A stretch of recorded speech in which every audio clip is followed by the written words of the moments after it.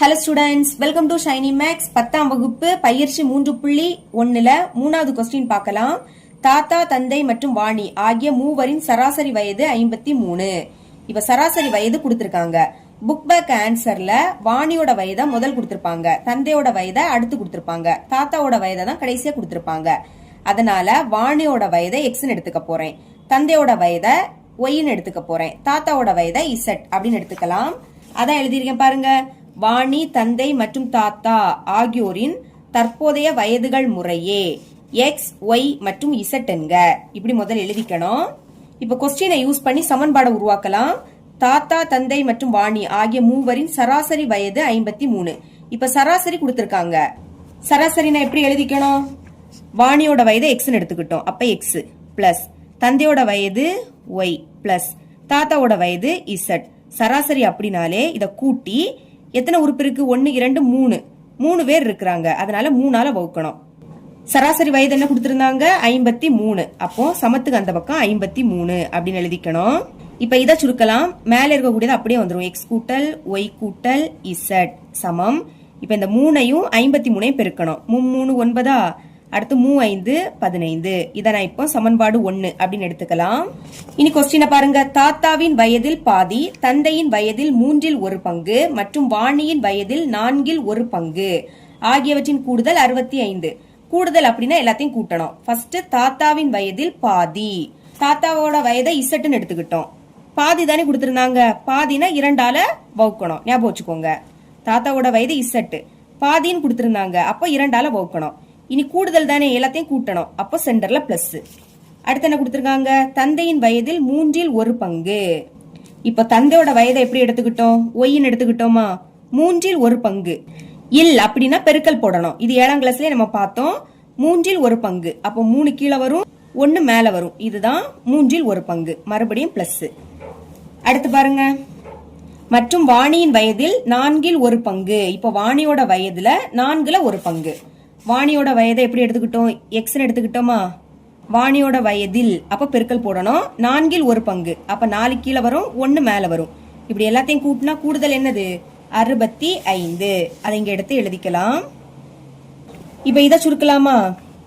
வரிசை எழுதிக்கணும். முதல்ல எக்ஸ் எழுதிக்கலாமா? எக்ஸையும் 1ஐயும் பெருக்குனா எக்ஸ்.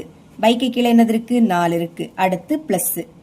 இனி ஒய் எழுதிக்கணும். ஒய்யையும் 1ஐயும் பெருக்குனா ஒய். பைக்கு கீழே என்னது இருக்கு? 3 இருக்கு. மறுபடியும் பிளஸ். இனி இசட், இதை அப்படியே எடுத்து எழுதிக்கலாம். Z by 2. சமத்துக்கு அந்த பக்கம் என்னது இருக்கு? 65. பைக்கு கீழே நம்பர் இருக்க கூடாது. அப்ப இதுக்கு மீச்சியமா கண்டுபிடிக்கலாமா? 4 3 2. இதுக்கு மீச்சியமா கண்டுபிடிக்க போறேன். எழுதிக்கலாம். 4, 3, 2. ஓகே, 4 2. இது ரெண்டுமே 2ஆம் வாய்ப்பாடுல வரும். அப்ப 2ஆம் வாய்ப்பாடு சால்வ் பண்ணலாம். முதல் 4 2 4, 3 2ஆம் வாய்ப்பாடுல வராது. அப்ப 3 அப்படியே வச்சுக்கலாம். இனி 2 2ஆம் வாய்ப்பாடுல வரும். எப்போனா 1 2 2. மறுபடியும் 2 இருக்கு. அப்ப 2ஆம் வாய்ப்பாடு 1 2 2, 3 வராது. அப்ப அதை அப்படியே எழுதிக்கலாம். இனி இந்த 1. இப்ப இங்க 3 இருக்கா? அப்ப 3ஆம் வாய்ப்பாடு 1 அப்படியே இருக்கட்டு. 1 3 3, மறுபடியும் இந்த 1. எல்லாமே 1 வரணும். 1 வந்த பிறகு சைட்ல உள்ளதை பெருக்குங்க. 3 2 6, 6 2 12. அப்ப நான் 12ஆல பெருக்க போறேன். எழுதிக்கலாம். இருபுறமும் 12ஆல் பெருக்க. பெருக்கிடலாமா? முதல் எக்ஸ் பை 4 பெருக்கல் 12 பிளஸ். அடுத்து ஒய் பை 3 பெருக்கல் 12 மறுபடியும் பிளஸ். இனி இசட் பை 2 பெருக்கல் 12 சமம். சமத்து அந்த பக்கம் என்னது இருக்கு? 65. அங்கேயும் பெருக்கல் 12. இப்போ கேன்சல் பண்ணலாமா? 1 4 4, 3 4 12. அப்ப மேல உள்ளதையும் பெருக்குங்க. எக்ஸையும் 3ஐயும் பெருக்குனா 3x. பைக்கு கீழே 1 எழுதாண்டா. இனி இந்த பிளஸ். இனி 3ஆம் வாய்ப்பாடு 1 3 3, 4 3 12. அப்ப 4ஐயும் ஒய்யையும் பெருக்குனா 4y. பைக்கு கீழே 1 எழுதாண்டா. பிளஸ். இனி 2ஆம் வாய்ப்பாடு கேன்சல் ஆகும். 1 2 2, 6 2 12. மேல உள்ளதை பெருக்குங்க. 6ஐயும் இசட்டையும் பெருக்குனா 6 இசட். இனி 65ஐயும் 12ஐயும் பெருக்கலாமா? இங்க பெருக்கிறேன். 65 12. 5 10, அப்ப 0 பாக்கி 1. இனி 6 12, 12 1 13.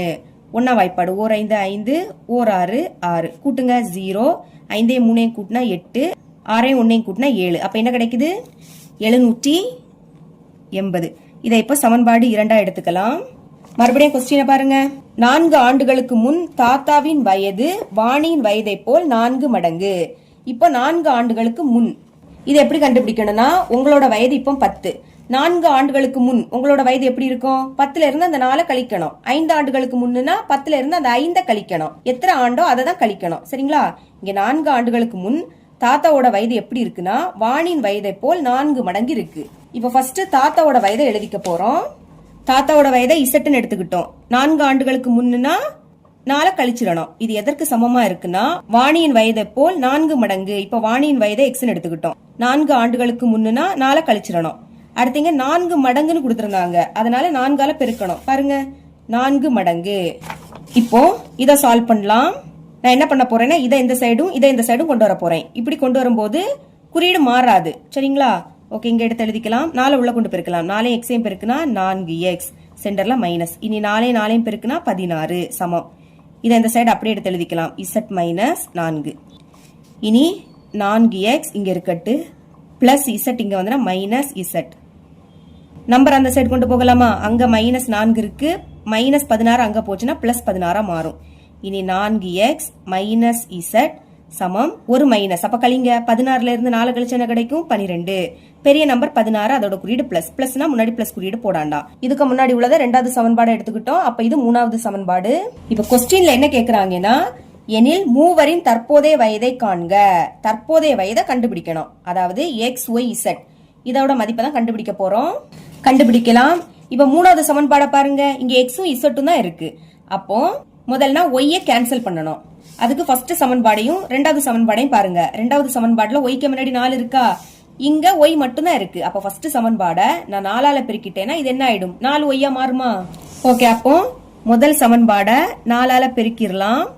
பாருங்க, 4 எக்ஸையும் பெருக்குனா 4x, சென்டர்ல பிளஸ்ஸா.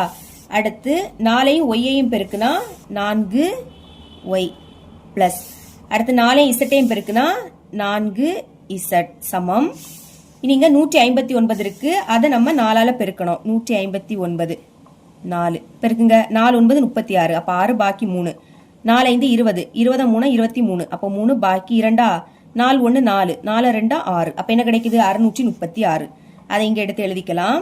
இனி இதுக்கு கீழே சமன்பாடு 2 எடுத்து எழுதிக்கலாமா? இதை அப்படியே எடுத்து எழுதிக்கிறேன். சமன்பாடு 2 3x plus 4y plus 6z சமத்துக்கு அந்த பக்கம் 780. இப்ப பாத்தீங்கன்னா ரெண்டுமே ஒரே குறியீடுல இருக்கு. வேற வேற குறியீடா இருந்தாதான் கேன்சல் பண்ண முடியும். அப்ப குறியீடை மாத்தணும். குறியீடை மாத்தலாமா? பிளஸ் என்ன ஆயிடும்? மைனஸ் ஆயிடும். பிளஸ் மைனஸ் ஆயிடும். இதுவும் பிளஸ் மைனஸ் ஆயிடும். இதுவும் பிளஸ், அது மைனஸ் ஆயிடும். ஓகே, இப்போ ஒரு மைனஸ்னாலே கழிக்கணும். 4ல இருந்து 3 கழிச்சா 1, முன்னாடி 1 எழுதாண்டாம். இனி இந்த எக்ஸ ஒரு வாட்டி எழுதிக்கலாம். அடுத்து இங்க plus 4y minus 4y cancel. இங்கே மைனஸ், அப்ப கழிங்க. 6ல இருந்து 4 கழிச்சா 2, பெரிய நம்பர் 6, அதோட குறியீடு மைனஸ். மைனஸ்னாலே கழிச்சு பெரிய எண்ணோட குறியீட போடணும். 2ல இசட் இருக்கு, இசட்ட ஒரு வாட்டி எடுத்து எழுதிக்கலாம். சமம். இங்கே மைனஸா, கழிக்கலாம். 780, அதுல இருந்து 636 கழிக்க போறேன். ஓகே, கடன் வாங்கணும். இது 10 ஆயிடும். 8ல இருந்து 1 கழிச்சா 7, 10ல இருந்து 6 கழிச்சா 4, 7ல இருந்து 3 கழிச்சா 4, 7ல இருந்து 6 கழிச்சா 1, அப்ப என்ன கிடைக்குது? 144. பெரிய நம்பர் 780, அதோட குறியீடு என்னது? மைனஸ். இப்ப இத சமன்பாடு 4 எடுத்துக்கலாம். சமன்பாடு 3ஐயும் சமன்பாடு 4ஐயும் பாருங்க. அங்கேயும் எக்ஸும் இசட் இருக்கு, இங்கே எக்ஸ் இசட் தான் இருக்கு. இப்ப இது ரெண்டுல ஏதாவது ஒண்ணு நான் கேன்சல் பண்ணணும். இசட்டே கேன்சல் பண்ணலாம், அதுதான் ஈஸியா இருக்கும். இசட்டுக்கு முன்னாடி இங்க 2 இருக்கா, அங்க இசட் மட்டும் தான் இருக்கு. அப்போ சமன்பாடு 3 2ஆல பெருக்கிட்டேன்னா 2 இசட் கிடைக்குமா? அப்போ இப்ப என்ன பண்ணலாம்? சமன்பாடு 3 2ஆல பெருக்க போறோம். ஓகே, 4 2ஐயும் பெருக்குனா 8, எக்ஸ ஒரு வாட்டி எழுதிக்கலாம். சென்டர்ல மைனஸ். இனி 2ஐயும் இசட்டையும் பெருக்குனா 2 இன்டூ இசட் சமம் 12 இருக்கு. 12ஐயும் 2ஐயும் பெருக்குனா 24. இதுக்கு கீழே அந்த சமன்பாடு 4 எடுத்து எழுதிக்கலாம். எக்ஸ் மைனஸ் 2 இசட் சமத்துக்கு அந்த பக்கம் மைனஸ் 144. இப்போ இங்கே ஒரே குறியீடு, அப்போ குறியீடை மாத்தணும். பிளஸ் என்ன ஆயிடும்? மைனஸ் ஆயிடும். மைனஸ் பிளஸ் ஆயிடும். இங்க மைனஸ், அது பிளஸ் ஆயிடும். எக்ஸ் முன்னாடி எதுவும் இல்லாட்டா 1 இருக்குன்னு அர்த்தமா? கழிங்க. 8ல இருந்து 1 கழிச்சா 7, எக்ஸ ஒரு வாட்டி எழுதிக்கலாம்.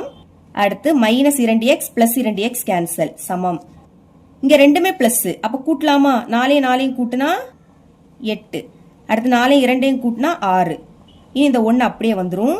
இங்க நம்மளுக்கு எக்ஸ் தானே வேணும், அப்போ எக்ஸை மட்டும் அந்த சைடு வச்சுக்கோங்க. இங்க என்னது இருக்கு? 168 இருக்கு. 7 பெருக்கல்ல இருக்கு. இங்க வந்து நான் வகுத்துல மாறுமா? அப்ப பைக்கு கீழே 7 எடுத்து எழுதிக்கலாம். இனி இது 7ஆம் வாய்ப்படி கேன்சல் ஆகும். 1 7 7, ஈர் 7 14. 16ல இருந்து 14 கழிச்சா பாக்கி 2. இது இப்போ 28. 7ஆம் வாய்ப்பால 28 எப்போ வரும்? 4வது இடத்துல. 4 7 28. இதுக்கு மேல கேன்சல் பண்ண முடியாது. அப்போ x = மேல என்னது கிடைக்குது? 24. பைக்கு கீழே 1 எழுதாண்டாம். இப்ப எக்ஸோட மதிப்பை கண்டுபிடிச்சிட்டோம்.